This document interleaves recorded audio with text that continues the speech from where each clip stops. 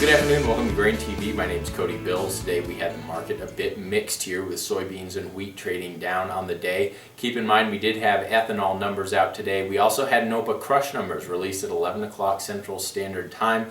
We'll go over both of those things, but before we get into that, let's turn over to the grain hedge trading platform and see where we closed off the day. Corn trading up 1.5 cents here on the December contract. Soybeans down 7.5 cents on the November contract, and wheat in Chicago here down 4 cents on the September contract. Now let's get right over to those NOPA numbers. You'll notice that NOPA crush numbers came in at 142.473 million bushels crushed for the month of June. This was above the average trade guess here, which averaged right at 141.478 million bushels.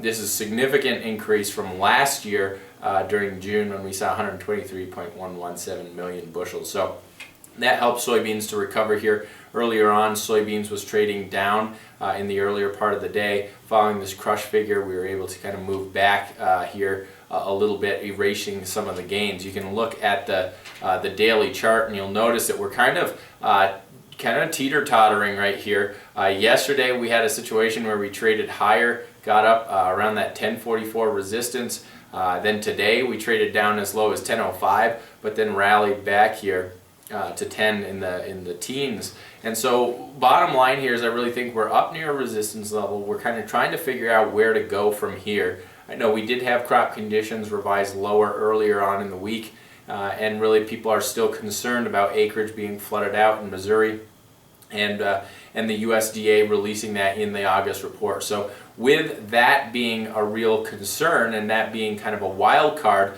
I wouldn't be surprised if we kind of if we see soybeans kind of hang in there around these price levels. I'd be surprised if we really saw it rally and break through this key resistance level around that 1040, 1044 area that really held as a strong resistance back last August through the end of the year, or excuse me, October through the end of the year. So I guess bottom line here, you get a little bit of positive news from the NOPA crush numbers. That's now behind us. I think in general, when you look at this thing, we'll probably trade sideways. The weather outlook is not looking overly negative going forward here in the coming days. So we'll just have to pay close attention to the weather outlook, as I think it will start to it'll really be the major dictator of whether or not we can break through this resistance and keep going higher and continue this short-term bull market, or whether or not we start to turn and cut back over toward the lows. We'll have to see how the weather pans out here going forward.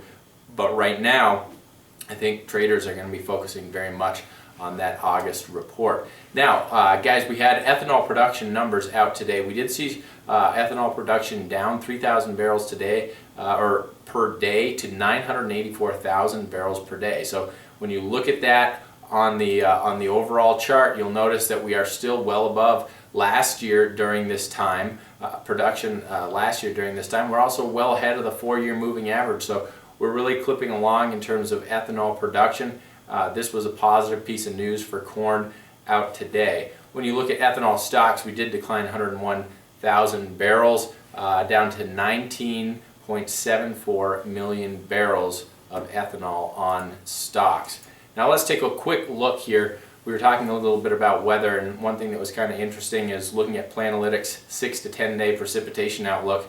Yesterday you'll notice that it was a little bit drier. It showed yesterday's figures really showed dryness throughout the Midwest for the most part, wetter than normal conditions in the Northwest.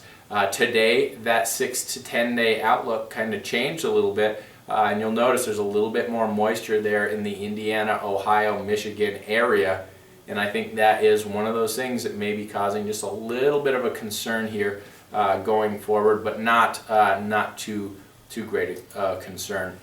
And then the 8 to 14 day outlook here, no significant changes. Guys, other than that wraps up today's show. If you have any questions about what we talked about today, please give the office a call. Number is 877-472-4607. Remember, if you haven't done so already, take a demo of that trading platform.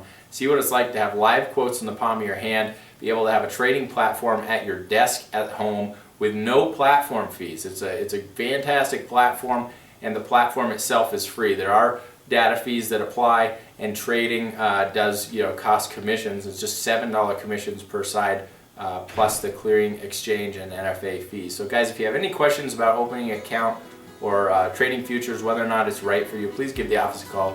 The number is 877-472-4607. I look forward to hearing from you, and I will see you on Thursday.